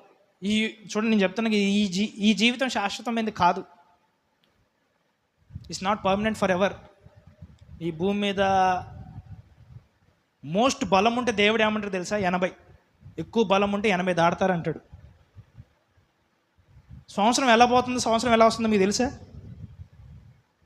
ఉండండి చూడండి, మళ్ళీ ఒక 2 వారాల తర్వాత మనం న్యూ ఇయర్ సర్వీస్ జరుపుకోబోతున్నాం. అలా పోతున్నాయి రోజులు. నాకు ఇప్పుడు ఏ రోజులు గుర్తున్నాయి అంటే నేను ఇంటర్ చదివే రోజులు గుర్తున్నాయి. ఇప్పుడు దాకా ఎలాగొచ్చాను రా బాబు అని చెప్పేసి, నాకు ఇప్పుడు కుమారుడు ఉన్నాడా అని చెప్పేసి నాకే ఆశ్చర్యం వేస్తుంది. అలా పోతున్నాయి రోజులు. ఈ రోజులు పోతున్న కొద్దీ లాస్ట్కి ఏమొస్తుంది తెలుసా? నీ తెలుపు రంగు కాస్త నలుపోతుంది, నిగనిగలాడే నీ స్మూత్ చర్మం కాస్త మడతలు పడిపోతుంది. లాస్ట్కి ఏమొస్తుంది? అంతమనేది వస్తుంది. ఇది శాశ్వతమైనది కాదు. అయితే ఈ ఉన్నంతలో కూడా ఈ జీవానికి కూడా ఏమున్నాయంట? వాగ్దానాలు ఉన్నాయంట. అబ్రహాము ఆశీర్వాదం ఉందంట, దీర్ఘాయం ఉందంట, ఉన్నంతలో కాళ్ళ నొప్పులు లేకుండా, ఏళ్ళ నొప్పులు లేకుండా ఆరోగ్యంతో బ్రతికే వాగ్దానాలు ఉన్నాయంట. దేవుడు స్వస్థపరచు వాడు, ఆరోగ్యం ఇచ్చేవాడు. స్వస్థపరచు యెహోవాను నేనే. ఆయన తన వాక్కును పంపించి స్వస్థపరచండి. యెహోవా యొక్క ఆశీర్వాదం ఐశ్వర్యం ఇచ్చిన నరుల కష్టార్జితం చేత ఎక్కువ. ఇలాంటి వాగ్దానాలు ఇప్పటికే ఉన్నాయంట. మరి రాబో కాలంలో ఏముందంట? నీకు యుగ యుగంలో దేవునితో పాటు ఏలేటువంటి నిత్య జీవం కలిగినటువంటి వాగ్దానాలు ఉన్నాయంట. అంటే నువ్వు భక్తి చేయాలంటే రెండింటి విషయం చేయాలి. ఏంది? ఈ జీవం విషయంలోనూ రాబో జీవం విషయంలో. కేవలం ఈ జీవం విషయంలోనే భక్తి చేస్తే నువ్వు కోల్పోతావు, మళ్ళీ నీకు అంత విశ్వాసం ఉండదు. అందుకే రాబో జీవం విషయంలో కూడా నువ్వు ఈరోజు విశ్వాసం కలిగి ఉందువుగాక. ఆమేన్. చదవండి అమ్మ. అయిపోయింది. అయితే ఇప్పుడు రండి, 2 తిమోతికి రాసిన పత్రిక 2వ అధ్యాయము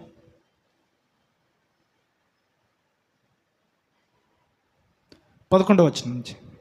ఈ మాట నమ్మదగినది ఏదనగా మనం ఆయనతో కూడా చనిపోయిన వారమైతే ఆయనతో కూడా బ్రతుకుదుము. ఆయనతో కూడా బ్రతుకుదుము. సహించిన వారమైతే ఆయనతో కూడా ఏలుదుము. సహించిన వారమైతే ఆయనతో పాటు కూడా మనం ఏంటంట? ఏలుదుము. ఆయనను ఎరగమంటే మరి సహిస్తారా సహించరా? మరి చెప్పండి. ఈ శ్రమలు సహిస్తారా లేకపోతే వదిలిపెట్టేద్దామా? సహించాలి. అందరికీ సహించేటువంటి ఆ యొక్క ఓర్పు దేవుడు కలగజేయనుగాక. చదవండి. ఆయనను ఎరుగమంటే మనలను ఆయన ఎరుగనను. మనము నమ్మదగని వారమైనను ఆయన నమ్మదగిన వాడుగా ఉండును. మనము నమ్మదగిన వారమైనను ఆయన నమ్మదగిన వాడుగా ఉండును. నెక్స్ట్, ఆయన తన స్వభావమునకు విరోధముగా ఏదియూ చేయలేదు. ఆయన తన స్వభావమునకు విరోధముగా ఏమీ చేయలేదు. ఇది దేవుడి గుణం, ఇది దేవుడి నీతి. ఇప్పుడు ఈ నీతి మంచిదా చెడ్డదా?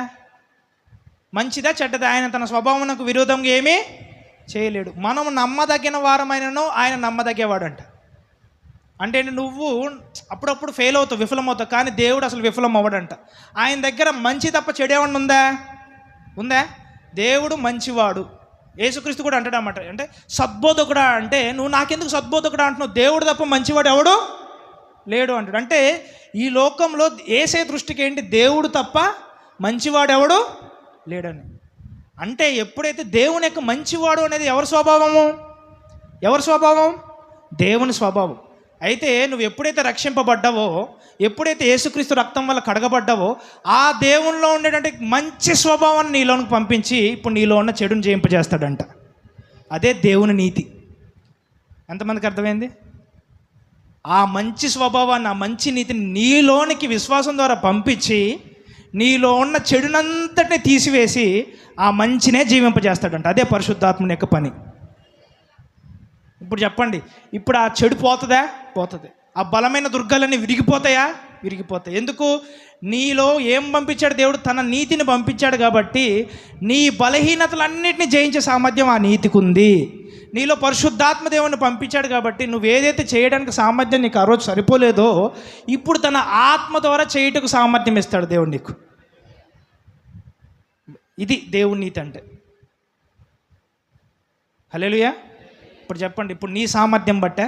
అందుకే ఇప్పుడు అతిశయ కారణం ఉందా లేదా? లేదు. ఎందుకంటే యేసుక్రీస్తు ద్వారా మనకేం పంపించబడ్డది? నీతి పంపించబడ్డది. ఆ నీతి ఎవరు తీసుకొచ్చారు? పరిశుద్ధాత్ముడు తీసుకొచ్చి నీలో ఉండి నీ చెడు క్రియలన్నింటినీ ఏం చేస్తున్నాడు? ఆయన జయింపజేస్తున్నాడు. ఈ చెడు ఎక్కడి నుంచి వచ్చింది? ఆదాము తీసుకొచ్చాడు.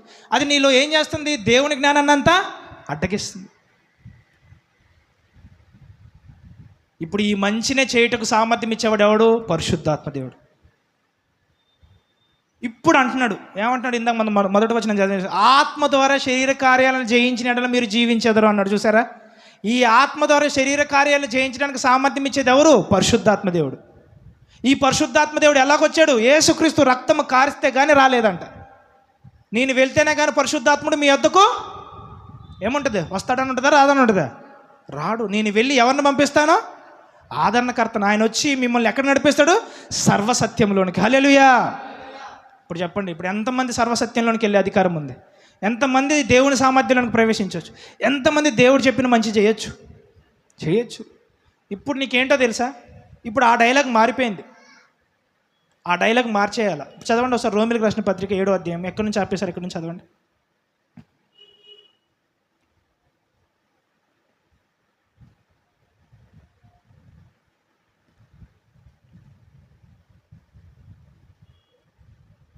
Romans 7.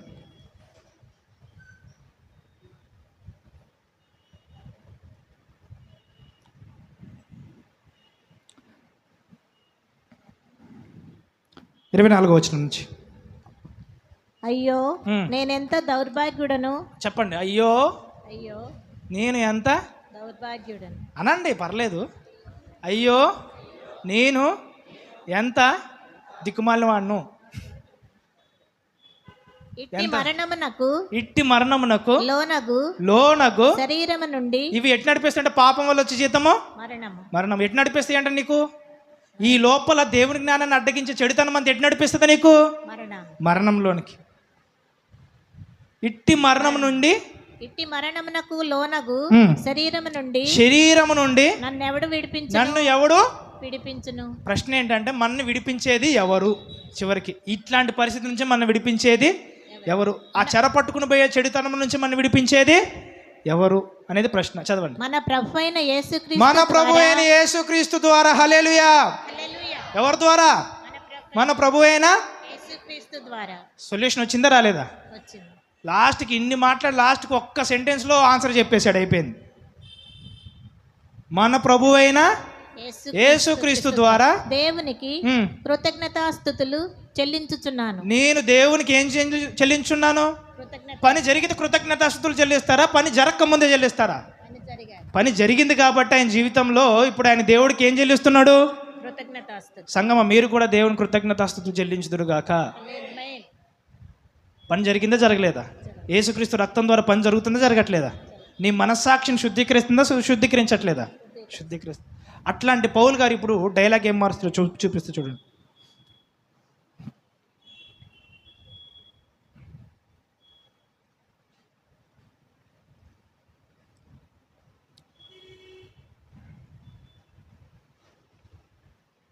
ఫిలిప్పీలకు రాసిన పత్రిక 4వ అధ్యాయము 13వ వచనం.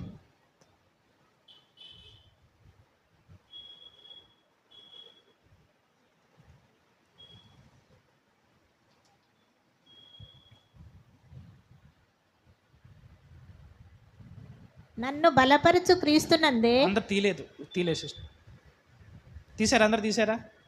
అరే రెడీ?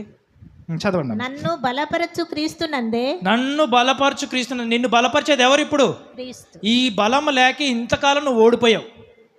ఇప్పుడు నిన్ను ఎవరు బలపరుస్తారు అంటే నీ లోపల ఉండి క్రీస్తు. ఆ క్రీస్తు ఎవరు తెలుసా? పరిశుద్ధాత్ముడు. పరిశుద్ధాత్ముడు అనగా ఎవరో ఆత్మ కాదు, నా ఆత్మే మరలా నేను ఆత్మస్వరూపిగా వచ్చి మీలోనే నివాసం ఉండేదను. ఇప్పుడు ఆ క్రీస్తు నీ లోపల ఉండి ఏం చేస్తున్నాడు? నీ ఆత్మకు బలాన్ని అనుగ్రహిస్తేనంట నువ్వేం చేస్తావు? చదవండి. నన్ను బలపరచు క్రీస్తునందే. నన్ను బలపరచు క్రీస్తునందే సమస్తమును చేయగలను. ఇందాక నేను ఏం చేస్తున్నా అని చెప్పేసి అన్నాడు. నేను అది చేయగల. ఇప్పుడు చూడు, నాలో ఉన్న పాప నియమము నాలో ఉండి ఏం చేస్తుంది? నేను చేయాలన్నది చేయనీయకుండా ఏదోతో చేస్తుందని చెప్పేసి అన్నాడు, అనలేదా? ఇప్పుడు ఏ డైలాగ్ మార్చేశాడు? నేను సమస్తమును చేయగలను. మంచి కార్యాలా, చెడు కార్యాలా? మంచి కార్యాలు. నాలో ఉండి నన్ను బలపరిచే క్రీస్తు ద్వారా ఇప్పుడు నేను ఏం చేయగలను? సమస్తమును. ఎంతమందికి అర్థమైంది? చివరిది హెబ్రీయులకు రాసిన పత్రిక 4వ అధ్యాయము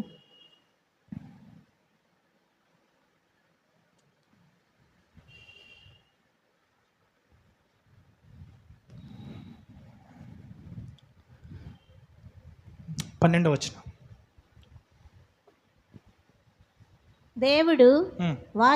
దేవుని వాక్యము సజీవమై బలము గలదై. దేవుని వాక్యము అందరు చదవండి ఒకసారి. అది దేవుని వాక్యము సజీవమై బలము గలదై. అందరు కలిపి చదవాలి. మళ్ళీ చదవండి ఫస్ట్ నుంచి స్టార్ట్. 1 2 3 స్టార్ట్.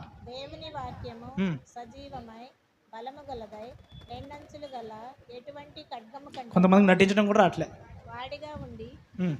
ప్రాణాత్మలను కీళ్లను మూలుగను విభజించినంత మట్టుకు దూరుచు హృదయం యొక్క తలంపులను ఆలోచనలను శోధించుచున్నది. చూడండి, ఎందుకనగా దేవుని వాక్యం సజీవమై బలము గలదై. వాక్యం ఏంటంటే సజీవము, వాక్యానికి ఏముందంట? బలము అనండి. ఈ బలమైన వాక్యం నీ లోపలికి వెళ్తే ఏమవుతుందంట? చదవండి, ఏమవుతుంది? రెండంచులు గల ఎటువంటి ఖడ్గము కంటేను, ఎటువంటి ఖడ్గము కంటేను వాడిగా ఉండి ప్రాణాత్మలను, ఏంటంటే ప్రాణ ఆత్మలను కీళ్లను మూలుగను విభజించినంత ఏం చేస్తుంది? విభజిస్తుందంట. విభజిస్తుంది. ఫస్ట్ దేని నుంచి వాక్యం స్టార్ట్ అయింది గుర్తుందా? ఈ రెండు కలిసి ఉండబట్టే మనకి ఏ ప్రాబ్లం వచ్చిందంటే మంచి ఏందో చెడేందో తెలియట్లేదు. గుర్తుందా? స్టార్టింగ్ దీంతో స్టార్ట్ చేసి ప్రాణము ఆత్మ ఏమైంది? కలుస్తుంది. ఇప్పుడు ఈ వాక్యం ఏం చేస్తుందంట? ప్రాణమును ఆత్మను ఏం చేస్తుంది? విభజిస్తుంది. ఎంతమందికి అర్థం? ఎప్పుడైతే విభజింపబడుతుందో నీకేం తెలుసుకోవచ్చు తెలుసా? దేవుని యొక్క పరిపూర్ణమైన చిత్తం తెలుసుకోవచ్చు.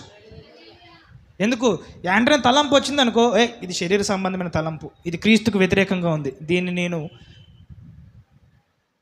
ఏంటి దేవుని యొక్క ఆత్మ కలిగి దీన్ని శరీర కార్యాలను నేను జయించాలా, ఇది దేవుని చిత్తము, ఇది దేవుని చిత్తం కాదు. నీకు ఎప్పుడు తెలుస్తుంది అంటే కరెక్ట్గా విభజింపబడ్డప్పుడు. అలా మీరు వాక్యం చదివి బలమైనటువంటి వాక్యాన్ని తీసుకుని చుండగంట నీ ప్రాణ ఆత్మలు ఏమవుతాయి? విభజింపబడతాయి. ఇలా విభజింపబడినటువంటి అప్పుడు నీకేం తెలుస్తుంది? దేవుని యొక్క పరిపూర్ణమైన చిత్తం తెలుస్తుంది. అప్పటిదాకా తెలుసా నీకు? అప్పటిదాకా తెలియదు. ఏది మంచి, ఏది చెడు, ఏం చేయాలా, ఏం చేయొద్దు, ఎలాగ ఉండాలా, ఎలాగ ఉండొద్దు, ఎక్కడికి పోవాలా, ఎక్కడికి పోవద్దు, ఎలా బ్రతకాలా, ఎలా బ్రతకూడదు, ఏమనాలా, ఎవరిని ఏమనకూడదు, ఏం తెలియదు. ఎప్పుడైతే విభజింపబడ్డదో వెంటనే తెలుస్తుంది ఆత్మ నుంచి వచ్చేదా, ప్రాణం నుంచి వచ్చేదా. విభజింపబడినంత వరకు తెలియదు. ఈ రెండింటిని విడగొట్టడానికి దేవుడు వాడే రెండంచుల ఖడ్గం ఏంటి? వాక్యం. ఇప్పుడు చెప్పండి, వాక్యం ప్రాముఖ్యమైందా కాదా? కానీ చాలామంది వాక్యం చదువుతున్నారా అని ఒక ప్రశ్న వేసిన ప్రతిసారి చెప్పేది ఏంటో తెలుసా? ఈరోజు చదవలేదు అంటారు. సింపుల్గా చెప్తారు. అవి చదవనంత వరకు, ధ్యానించినంత వరకు ఏమవుతుంది? రెండు కలిసిపోయి ఉంటాయి తప్ప. ఇప్పుడు చెప్పండి, క్రైస్తవుడి జీవితంలో ఆశీర్వాదాలు రాకపోవడం కారణం ఏంటి? ఏమేమి కలిసి ఉన్నాయి? ప్రాణము, ఆత్మ. అందుకే నువ్వు దేవుని చిత్తాన్ని జరిగించట్లేదు, శరీరాన్నే దేవుని చిత్తం అనుకుంటున్నావు. దీనివల్ల ప్రాబ్లం వచ్చింది. ఇది ఏది దేవుని తలంపు, ఏది అపవాద తలంపు కూడా తెలియదు మనకి. ఇదే దేవుని తలంపు అనుకుంటారు.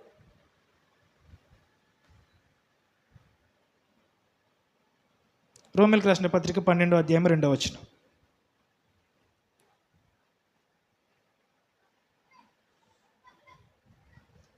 మీరు ఈ లోక మర్యాదను అనుసరింపక ఉత్తమమును అనుకూలమును, ఈ లోక మర్యాదను అనుసరింపక, ఒకటేంటంట?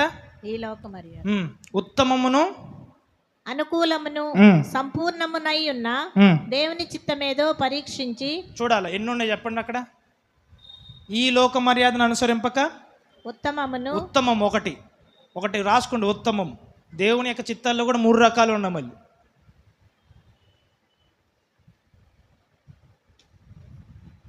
ఉత్తమము, ఈ రేపు నెక్స్ట్ వారం మనం డీల్ చేద్దాం దీన్ని. ఉత్తమము.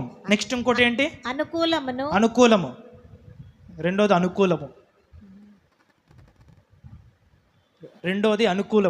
ఒకటి ఫస్ట్ది ఏంటి? ఉత్తమము. రెండోది అనుకూలము.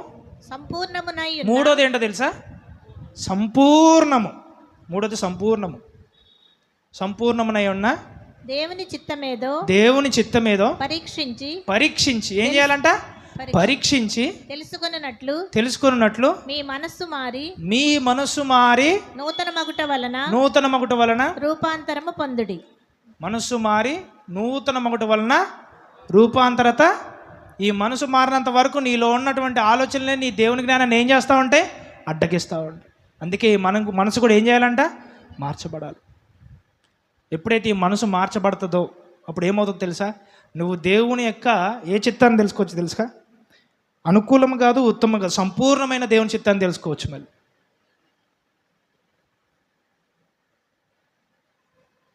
ఈ అనుకూలము, ఇంకోటి ఏముంది, ఉత్తమము, అనుకూలము, సంపూర్ణము, వీటిని మనం తర్వాత మాట్లాడుకుందాం.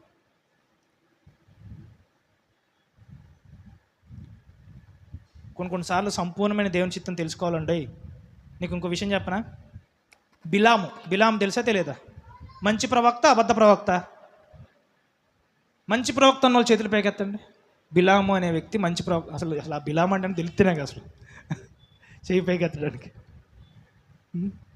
ఇప్పుడు ఎత్తమన్నా ఎత్తరు, ఎందుకు? దొరికిపోతామన్న భయం.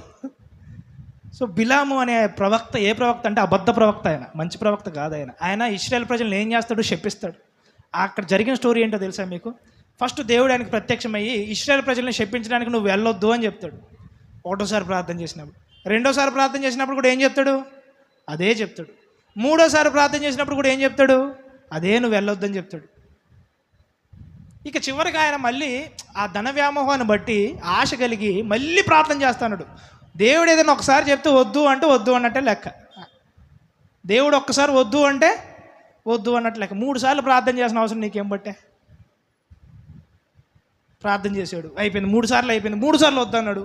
చివరికి మళ్ళీ ఆడొచ్చి నీకు ఇంత డబ్బు ఇస్తాను, నా రాజ్యంలో మొత్తం ఇచ్చేస్తాను నీకు, నువ్వు వచ్చి నువ్వు శపిస్తే అని చెప్పేసి అంటే మళ్ళీ ప్రార్థన చేస్తున్నాడు. చేస్తా ఉంటే అప్పుడు దేవుడు లాస్ట్కి ఏమన్నాడు తెలుసా? సర్లే వెళ్ళు అన్నాడు. వెళ్ళని మధ్యలో ఎవరితోటి వ్యతిరేకిస్తాడు తెలుసా? దేనితోటి వ్యతిరేకిస్తాడు? గాడిద. తెలుసా? ఆ గాడిద తీసుకెళ్ళి మనోడు గోడకే సొత్తేసిద్ది. తీసుకుపోతా అంటే ఏంది ఏం చేస్తుంది? మళ్ళీ గోడకేసి వచ్చేసి ఎత్తుకుదేస్తుంది అనమాట మనోడు పట్టుకొని కొడతా ఉంటాడు గాడిదని. కొడతా ఉంటే అప్పుడు దేవుడు గాడిద నోరు తెలిసినప్పుడు, అంత పెద్ద దేవదూత నా ముందుంటే నేనే అడిగిపోయేది అంటది ఆ గాడిద. అప్పుడు దేవుడు బిలాము కళ్ళను తెరిపింపజేసినప్పుడు ఆ ఖడ్గం పట్టుకుని ఉన్నాడు దూత. అప్పుడు ఏం చెప్తుంది? నువ్వు గనక ఇశ్రాయేల్ ప్రజలకు వ్యతిరేకంగా ప్రవచించావో నేను పొడి చేస్తా అని చెప్పేసి అంటాడు. అయినా కూడా ఆయన ఏం చేశాడు? వెళ్ళి వ్యతిరేకంగా చేశాడా చేయలేదా? చేశాడు. అందుకే ఆయనకి ఏ ప్రవక్త అని పేరు వచ్చింది? అబద్ధ ప్రవక్త. ఇప్పుడు ఆయన దేవుని యొక్క పరిపూర్ణమైన చిత్తాన్ని తెలుసుకున్నాడు. దేవుడు ఎల్లమన్నా కూడా అది దేవుని యొక్క పరిపూర్ణమైన చిత్తమా? అసలు దేవుని యొక్క పరిపూర్ణమైన చిత్తం ఏందో మీరు చెప్పండి నాకు. వెళ్ళడం పరిపూర్ణమైన చిత్తమా, వెళ్ళకపోవడం పరిపూర్ణమైన చిత్తమా? ఎంతమందికి అర్థమైంది క్వశ్చన్? వెళ్ళడము పరిపూర్ణమైన చిత్తమా, వెళ్ళకపోవడం పరిపూర్ణమైన చిత్తమా? వెళ్ళకపోవడమే పరిపూర్ణమైన చిత్తం. దేవుడు వెళ్ళమన్నంత మాత్రాన దేవుడు లోపల ఏముంది? వెళ్ళొద్దు, వెళ్ళకూడదనే ఉంది. ఫస్ట్ అందుకే వద్దని చెప్పాడు, చివరికి వద్దని చెప్పాడు. మాట వెనకపోయేసరికి సర్లే వెళ్ళు, నువ్వేం చేస్తావు చెయ్యి, నేనేం చేయాలి చేస్తా అని చెప్పేసి అన్నాడు. అట్లా ఇప్పుడు చెప్పండి, ఎన్ని చిత్తాలు చాలా ఉన్నాయి. మీకు అర్థమవుతుందా? పరిపూర్ణ చిత్తం ఉంది, అనుకూల చిత్తం ఉంది, ఉత్తమమైన చిత్తం ఉంది. అందుకే నువ్వు ఏ చిత్తాన్ని తెలుసుకోవాలి తెలుసా? కొన్నిసార్లు అనుకూల చిత్తం దగ్గర నీకు ఆన్సర్ దొరకదు. కొన్నిసార్లు ఉత్తమమైన చిత్తం దగ్గర నీకు ఆన్సర్ దొరకదు. నీ పిల్ల బీటెక్ చదవాలా, ఎంబీబీఎస్ చదవాలా? అప్పుడు నువ్వు అనుకూల చిత్తం తెలుసుకోవాలా, ఉత్తమమైన చిత్తం తెలుసుకోవాలా, పరిపూర్ణ చిత్తాన్ని తెలుసుకోవాలా? పరిపూర్ణమైన చిత్తం తెలుసుకోవాలి. మీరంతా దేవుని పరిపూర్ణ చిత్తాన్ని తెలుసుకుందరు గాక. చెప్పండి, ఎంతమందికి అర్థమవుతుంది ఈరోజు చెప్పేది? మనస్సు మారి ఏం చేయాలంటే రూపాంతరత చెందాలి. లేచి నిలబడదాం, మనం ప్రార్థన చేసుకుంటాం. Let us stand up.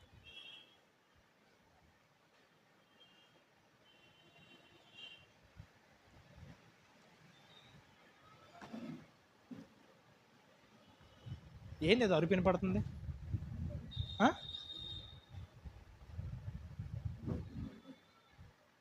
మీకేమైనా వినపడుతుందా? అది ఆత్మస్వరం ఏం కాదుగా. కింద అరుస్తున్నారా?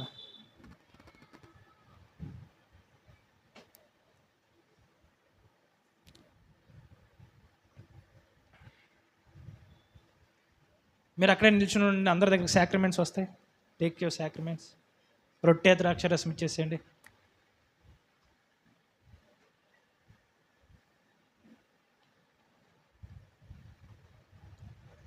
ఈరోజు వాక్యం అర్థమైన వాళ్ళు ధన్యులు. హల్లెలూయా.